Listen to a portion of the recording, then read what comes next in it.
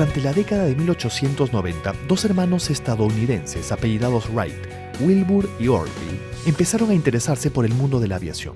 Ellos eran fabricantes de bicicletas y son los verdaderos pioneros en la historia de la aviación. Los geniales hermanos Wright inventaron, construyeron y fabricaron la primera máquina autopropulsada más pesada que el aire capaz de volar. En ella efectuaron el primer vuelo libre, controlado y continuo de toda la historia de la humanidad. Los hermanos Wright plasmaron por primera vez el sueño que perseguía el hombre desde tiempos remotos: volar. Así se dio inicio a la era mundial de la aviación. Estudian todos los trabajos que hace Lilienthal y en base a eso fabrican también primero un planeador, y a ese planeador le incorporan un motor y logran por primera vez un vuelo controlado de un avión que despega, vuela y aterriza controlado por el hombre. Eso se produce el día 17 de diciembre de 1903 en la playa de Kitty Hawk en Estados Unidos, ¿no? Como vimos antes, otro gran inventor, constructor y aviador fue Alberto Santos Dumont. En el año 1906 realiza un vuelo público en París, adquiriendo con este hecho una gran fama mundial. Con todos estos acontecimientos se producía el nacimiento de la aviación de manera vertiginosa. Este proceso abrió en muchos el deseo y el entusiasmo por el vuelo y la fabricación de aeroplanos. En Europa se comenzó con la formación de pilotos y la realización de competencias de distancia, permanencia en el aire, velocidad y altura.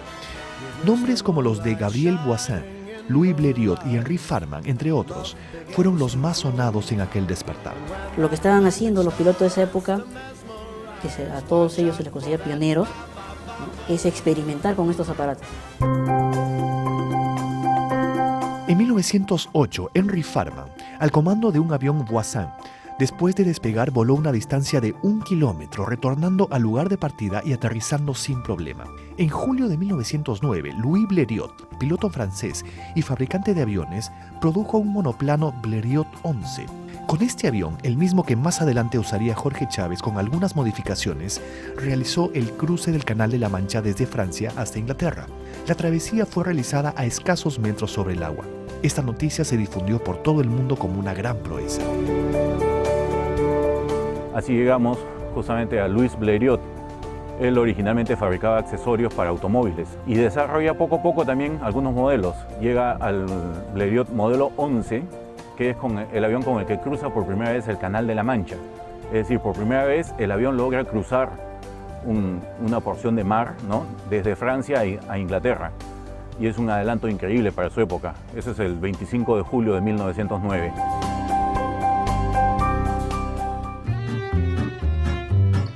Estas hazañas ocupaban las primeras planas de los diarios de Europa y del mundo y eran noticia del día. Por esos años vivía en París un joven llamado Jorge Chávez Dartnell, hijo de padres peruanos. Él también sería parte de la historia de la aviación mundial. Chávez fue el primer ser humano en cruzar los Alpes europeos en el año de 1910, a bordo de un frágil avión monoplano modelo Blériot 11. Esta es su vida. Sus padres fueron Manuel Gaspar Chávez Moreira y María Rosa Isabel Dartnell. Ambos eran limeños y habían vivido en esta ciudad hasta 1884, año en el que emigraron a Francia a consecuencia de la situación política que se vivía en el Perú producto de la Guerra del Pacífico. El padre de él, como es lógico, era Chávez Moreira y casó con una señora Darnell Guise. Pero esta señora Darnell Guise tenía como abuela a una señora Guise Vallerriestra, y la bisabuela era Vallerriestra, hermana de Miguel Vallerriestra. El general Miguel Vallerriestra es mi bisabuelo, tío bisabuelo de Jorge Chávez y por lo tanto hermano de su bisabuela. Entonces está el entronque. Tenemos un parentesco que viene a dar lugar a que seamos primos. Jorge Chávez nació en París el 13 de junio de 1887. Sus padres lo inscribieron en el Consulado del Perú como peruano nacido en el extranjero. Fueron 6 los hijos del matrimonio Chávez-Dartnell, 5 varones y una mujer. Jorge era el cuarto hermano. Era de padres peruanos, se había educado en París, pero siempre se sintió peruano en todas sus intervenciones, siempre dijo que era peruano y competía como peruano. El niño Chávez vivió cómodamente debido a la buena posición económica de sus padres. Durante el periodo escolar destacó como un excelente atleta. Cuando tiene 16 años fallece su madre. Esta temprana pérdida afecta mucho el hogar de los Chávez. Luego de culminar el colegio, estudia ingeniería en la Escuela de Electricidad y Mecánica Industrial de París. Su vida deportista siguió adelante y obtuvo varios premios nacionales tanto en atletismo como en rugby. También fue buen ciclista y practicó el tiro al blanco. Aparte de todo esto, era aficionado al automovilismo. Fue fundamentalmente un deportista fanático, porque no solo fue un aviador y ciclista, sino corredor. Su pasión por el deporte y la perfección física lo que lo llevó a este paso hacia las estrellas. En 1908, cuando se encuentra estudiando en la universidad, recibe la noticia del fallecimiento de su padre. A los 21 años, Jorge Chávez ya había perdido padre y madre. Todos los hermanos heredaron una muy buena posición económica, ya que su padre había sido un acaudalado banquero.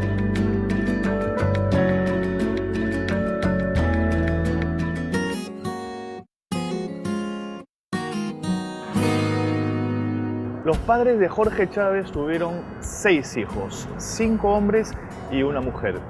Bueno, cuando muere el padre, el hijo mayor, que se llamaba Felipe Manuel, pone un banco en Lima con una oficina en París.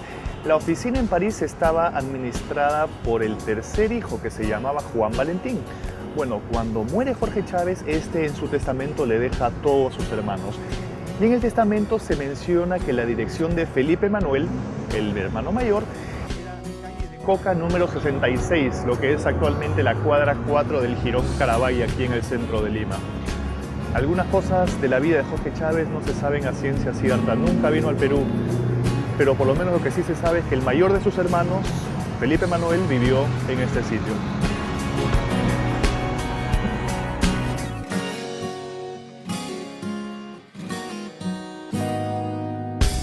Superado el lamentable fallecimiento de su padre, el futuro aviador concluye sus estudios en 1909 y se recibe de ingeniero.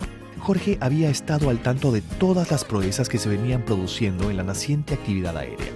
Recordemos que en julio de ese año, Louis Blériot había cruzado el Canal de la Mancha a bordo de su Blériot 11. Todo esto despierta el interés en el joven deportista y lo lleva a incursionar en esta novedosa actividad que recién empezaba a desarrollarse. En agosto asiste a la Gran Semana de la Aviación que se realiza en Reims. Ahí conoce al destacado aviador francés Louis Paulin, quien tenía la licencia de piloto número 10. Antes de que Paulin le propusiera unirse a su grupo, Chávez se le adelantó y se lo pidió. Así ingresó Jorge Chávez al mundo de la naciente aviación. De la mano de Paulin, el joven Chávez empezó a familiarizarse con los circuitos y competencias aéreas. Luego ingresa a la firma Farman y el 5 de febrero de 1910 realiza su primer vuelo al mando de un avión biplano. Chávez empieza estudiando mecánica y trabajando en un taller de construcción de aviones, aprendiendo todos los detalles de las máquinas, cómo funcionaban, cómo se construían. Finalmente él decide aprender a volar también y aprende a volar con Henry Farman. Es así que el 15 de febrero obtiene la licencia internacional de piloto número 32. En Francia se establece el primer registro de licencias de piloto y Jorge Chávez recibe la número 32, o sea, una de las primeras licencias de todo el mundo. Jorge Chávez recibe su licencia en febrero de 1910, quiere decir que tiene apenas un poco más de 6 meses para prepararse para el vuelo. Chávez participa en la mayoría de competencias aéreas que se organizan. Jorge recorre gran parte de Francia, Italia, Hungría, Inglaterra y Escocia. Fueron 94 días llenos de competencias donde el joven piloto destaca notablemente. La carrera de Jorge Chávez es, se podría decir, meteórica. En muy poco tiempo trata de participar en todas las competencias que puede, obteniendo siempre muy buenos puestos, ganando 3 récords de altura. Por estos años también vivió otro aviador peruano que tuvo gran trascendencia en nuestra etapa auroral de la aviación mundial. Su nombre era Juan Bielobúzig. Él había nacido en Lima en 1889 y de niño se traslada a Francia. Se ligó también tempranamente a la aviación. Bielobúzig se orientó a las competencias de distancia, a diferencia de Chávez, que prefería las de altura. En agosto de 1910, Bielubusik realiza un vuelo extraordinario, dando la vuelta a la Torre Eiffel, lo cual fue catalogado también como una hazaña magnífica. Siguiendo con Chávez, él empieza a participar en competencias junto a los más connotados aviadores de la época, como Leblanc, Blériot y Duray.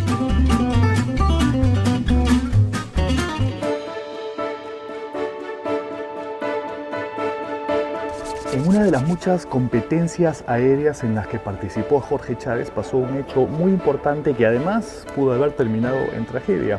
El avión piloteado por Arthur Duray estaba en la pista de despegue, estaba como a 50 km/h a punto de despegar y el motor se comenzó a incendiar. El piloto trató de apagar el motor, pero fue expulsado fuera de la nave y el avión comenzó a girar en círculos descontroladamente y se dirigía hacia donde estaba la multitud de espectadores que había ido a ver la competencia. Cuentan que Jorge Chávez saltó al avión y llegó hasta donde estaba la llave de encendido, logró apagar la máquina para evitar que ésta se estrellara contra todas las personas. Arthur Duray, el piloto del avión, sufrió heridas muy graves y tuvo que dejar la aviación. Pero a raíz de esto se hizo muy amigo de Chávez, tanto así que lo acompañó después durante mucho tiempo en muchas otras competencias, incluso en la gran hazaña del cruce de los Alpes. En la siguiente competencia, Chávez advierte que si quería alcanzar más altura y con ello más triunfos, tenía que cambiar de avión. El avión biplano que hasta entonces usaba no le permitía llegar más alto. Lo que él necesitaba era un monoplano Blériot. Estrenando su nuevo avión, el joven piloto obtiene el primer puesto en competencias de altura en Francia e Inglaterra. En esta última, pudo superar por primera vez los 1.600 metros de altura, asombrando al público asistente y a los expertos. Chávez no cabía de felicidad con su Blériot 11 y llegó a decir estas palabras: "Por fin he encontrado el ascensor para escalar al cielo".